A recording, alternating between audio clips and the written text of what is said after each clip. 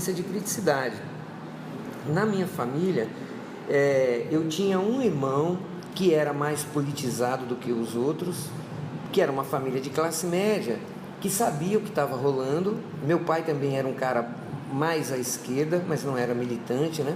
A minha mãe ficava entre um misto de ver o que estava acontecendo e se indignar, mas ao mesmo tempo ela era muito favorável ao Brasil, não à ditadura, mas ao país, ao patriotismo. Então, eu não tive uma família de militantes. Esse meu irmão, que era universitário na época, virava e mexia, ele chegava em casa falando coisas, e meu pai ficava, cuidado com o que você está falando, olha o risco, olha o perigo e tal, né? E eu fui ter noção do que era uma ditadura militar quando eu já estava lá com os meus 15 anos, 16 anos, que foi em 75, 76. Um amigo, que a mãe também era professora, mas a família dele era mais militante, ele comentava com a gente que a gente estava vivendo numa ditadura militar, eu falava, pô, que é ditadura militar e tal, ditadura, conversei com meu pai ainda falou assim, onde é que você está conversando essas coisas? Meu pai tinha medo, né, da gente ser inocentemente, né, aí eu falava, um amigo, ele, cuidado com isso que você vai falar e tal, aí que eu comecei a acender para isso.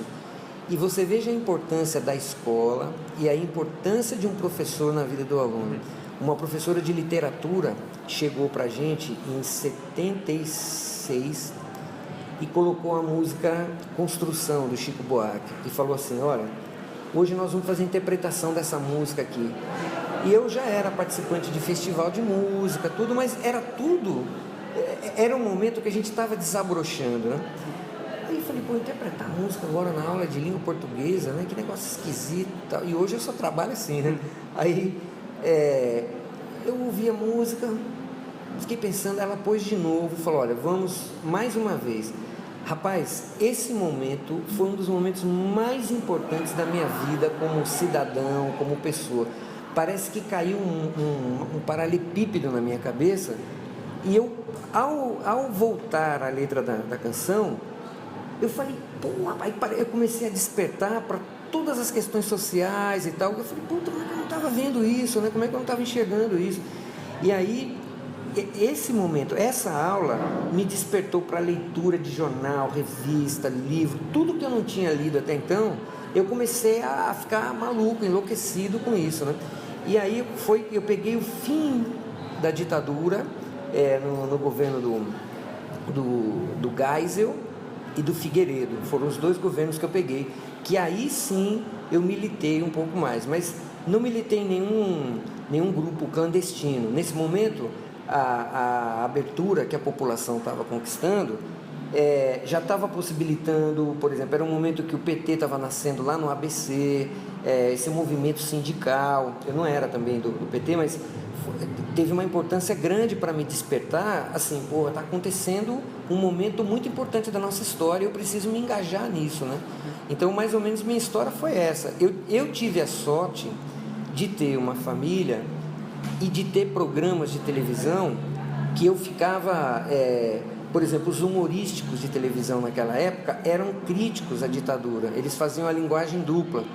Isso me formou muito, para me mostrar, ó, tá acontecendo um lance aí que você precisa ficar ligado, que você precisa saber e tal. Ninguém falava abertamente, mas aí você ia percebendo. Por isso que hoje eu valorizo muito a educação midiática. Ela é uma educação consumista, sacana, mas a gente precisa aprender a olhar para ela, entendeu? Porque a minha criticidade toda veio desses programas. Chico Anísio, Jô Soares, Miele, Agildo Ribeiro, que eles eram críticos do sistema e faziam aquelas piadas de duplo sentido, né? Aí eu ia procurar saber o que estava rolando, tal, enfim. Aí, quando participei bastante para derrubar Figueiredo e do movimento das diretas já também, eu era um dos 1 milhão de pessoas que estavam lá na Praça da Sé, tenho o maior orgulho disso, e sou absolutamente contra qualquer forma de ditadura, mesmo que seja ditadura de esquerda, ditadura comunista, socialista ou capitalista. Ditadura é uma desgraça social, entendeu? Seja ela de qual grupo for. Eu acho que a gente precisa, a democracia não é o melhor de todos, mas é o melhor que a gente tem.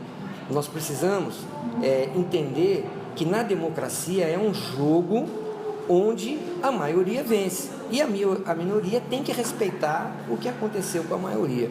E ditadura nunca mais nesse país, nunca mais. Quem defende a ditadura hoje precisa estudar história e precisa ter consciência de que ela é danosa, ela é daninha, ela é um verme que vai te consumindo por dentro, a sua maneira de pensar o mundo e tal.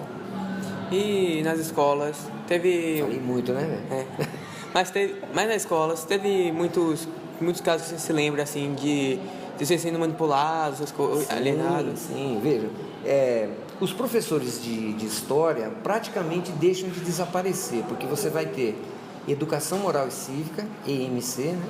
E vai ter Estudos Sociais, que era uma disciplina que tirava a criticidade da história, da geografia, da sociologia. Então era uma forma de você estudar todas essas questões do social sem criticidade nenhuma. Os professores que ousavam dar um passo para alertar a gente, normalmente desapareciam. Por quê? Você tinha dentro das salas de aula olheiros, que eram chamados arapongas, né? Que ficavam lá na sala só para ver o que estava acontecendo e depois denunciar para os órgãos de repressão agirem. Para você ter uma ideia, eu repeti a sexta série, né? Na segunda vez que eu fiz a sexta série, em 72, na minha sala tinha um rapaz de 17 anos, nós tínhamos 13. Veja, a diferença nessa época é grande, né? E ele sempre ia para a escola de jaqueta ou com um palitozinho, e a gente ficava invocado, porque um cara daquela idade estudando com a gente e tal. Ele dizia que é porque ele mudou para o interior, perdeu anos de estudo e depois a direção da escola deixou ele estudar com aquela idade naquela série. E toda hora, e ele era um cara tirado, né? Toda hora que ele podia, ele mexia o corpo para frente, a jaqueta dele abria aqui e mostrava um coldre com uma arma que ele usava aqui dentro. Rapaz, imagina a molecada de 13 anos, pô, o cara tem uma arma, tal. E todo mundo tinha medo de perguntar. Aí, tempos depois, a gente foi saber que ele era um dos arapongas da Polícia Civil. Então, ele ficava lá para ouvir quem estava falando alguma coisa que não era para falar. Aí o DOPS vinha, pegava na saída da escola. Eu vi vários professores sendo presos. Não parecia prisão, porque não era a polícia, a PM que prendia, eram civis, né? Que encostavam aquele camburão, era uma veraneio, né? Que parava ali, pegava o cara e não punha ele lá atrás também, punha ele no banco de trás. Então você via que era uma coisa estranha que estava acontecendo, mas você não sabia que era a polícia. Então eu vi vários professores, porque a minha escola ficava ao lado de uma faculdade, então tinha muita manifestação dos estudantes. Eu fui aprendendo que a gente estava numa ditadura, não na escola, com professores. Eu fui aprendendo vendo o que estava acontecendo no entorno, porque muitos professores não podiam falar, mas a manipulação eram os livros de história e geografia, eram horrorosos, né? Só tinha questões ufanistas. Nós éramos os maiores, nossas cachoeiras, nossas maravilhas. Tinha um programa na TV, chamava Amaral Neto, o Repórter, né? Eu tinha esse jeito de falar. E ele só mostrava a Amazônia, a Pororoca, as cachoeiras do Brasil. Então a gente assistia aquele programa, você falava, nossa, o Brasil é demais, cara, o Brasil é um negócio sensacional e tal, né? Não tinha criticidade. Outra coisa também que foi muito manipulada, em 72 o Brasil fez 150 anos de independência. A ditadura usou isso, claro, né? Faixa verde e amarela para todo lado, você abastecia no posto, ganhava uma fitinha para pôr na antena do carro, a gente punha nas bicicletas. Então, de alguma maneira, a gente nessa idade reproduzia não, mas a gente comprava essa ideia, né? À medida em que a gente ia crescendo um pouco e abrindo um pouco mais a cabeça, a gente começava a perceber que tinham questões muito sérias rolando, né? Mas nesse período, até 73, eu era um sujeito completamente alienado, sem saber o que era uma ditadura, o que estava até os meus 13 anos. Com 14, 15, que eu comecei a descobrir o que era isso, né? qual foi o fator que mais te marcou, assim, uma coisa que você lembra? Poxa, isso me marcou, né? Marcou. A ditadura foi assim, ó. Foi uma vez que eu vi o DOPS prendendo um sujeito na faculdade ao lado da minha escola. Chegaram duas veraneios do DOPS, desceram 4 caras, juntaram dois estudantes, que inclusive eram de música. Eu curtia os caras, porque os caras eram de música, e eu desde pequeno que gosto de música, na minha família e tal, e os caras tocavam um som tipo um rock and roll progressivo e tal. Eu não era ainda sabedor dessas coisas, mas eu curtia aqueles caras por causa disso. E eles foram presos não porque eram militantes, mas porque eram da contracultura, entendeu?